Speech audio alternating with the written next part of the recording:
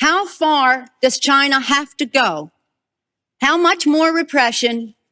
How big a trade deficit and loss of jobs for the American worker? And how much more dangerous proliferation has to exist before members of this House of Representatives will say, I will not endorse the status quo? As I mentioned, it's about jobs, proliferation, and human rights. And there are those who say we shouldn't link human rights and trade and proliferation and trade. I disagree. But if we just want to take up this issue on the basis of economics alone, indeed, China should not receive most favored nation status for several reasons that I'd like to go into now. I'd like to call the attention of our colleagues to this chart on the status quo that the business community is asking each and every one of us to endorse today. Right now, we have a $34 billion trade deficit with China, the 1995 figure. It will be over $40 billion for 1996. Since the Tiananmen Square massacre, this figure has increased 1,000%, from $3.5 billion then to about $34 billion now. In terms of tariffs, I think it's interesting to note that the average U.S. MFN tariff on Chinese goods coming into the United States is 2%, whereas the average Chinese MFN tariff on U.S. goods going into China is 35%. Is that reciprocal? On exports, China only allows certain industries into China, of U.S. Industries into China, and therefore only 2% of U.S. exports are allowed into China. On the other hand, the U.S. allows China to flood our markets with a third of their exports, and that'll probably go over 40%.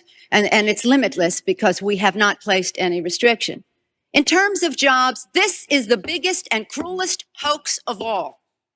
Not only do we not have market access, not only do they have prohibitive tariffs, not only are our exports not let in very specifically, but China benefits with at least 10 million jobs from U.S.-China trade. The president, in his statement, requesting this special waiver, said that China trade supports 170,000 jobs in the United States, 170,000 jobs, whereas our imports from China support 10 million jobs at least. Fact is that U.S.-China trade is a job loser. And one of the reasons that it is because well, first let me just make another point, and that is that our colleagues on the other side of this issue will say that trade with China, exports to China have increased 3 times in the last 10 years. They have. But they fail to mention that imports from China have increased 11 times, thereby leading to this huge trade deficit. The other issue, in addition, if intellectual property is a $2 billion, $3 billion loss, technology transfer is in the hundreds of billions of dollars. If you want to sell to China, your products into China, the Chinese insist that you open a factory there. They misappropriate your technology, open factories of their own, and then say to you, now we want to see your plan for export. That's as simply as I can say it briefly. But the fact is, this isn't about products made in America. The Chinese want American products that are made in China. And the most serious of these transfers of technology are in the airline industry, where Boeing tail sections of the Boeing 737s were mostly made in Wichita, Kansas. Now they are made in Shen province, where workers make $50 a month. And the transfer of the technology and the transfer of the jobs has taken place.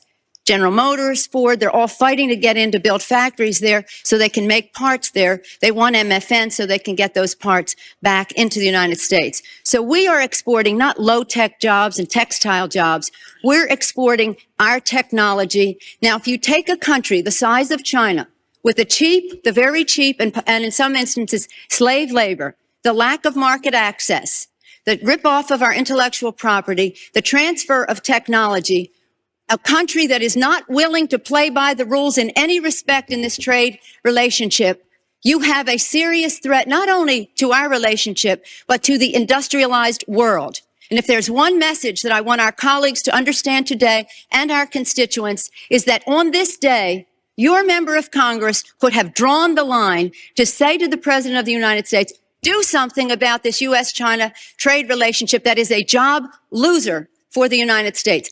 And this brings us to the point that others have said, well, we can't isolate China. Do you think for 1 minute that with 10 million jobs at least, and $35 billion and be over $40 billion this year in a trade surplus, all those billions of dollars in surplus, that the Chinese are going to walk away? Where are they going to take 35 to 40% of their exports?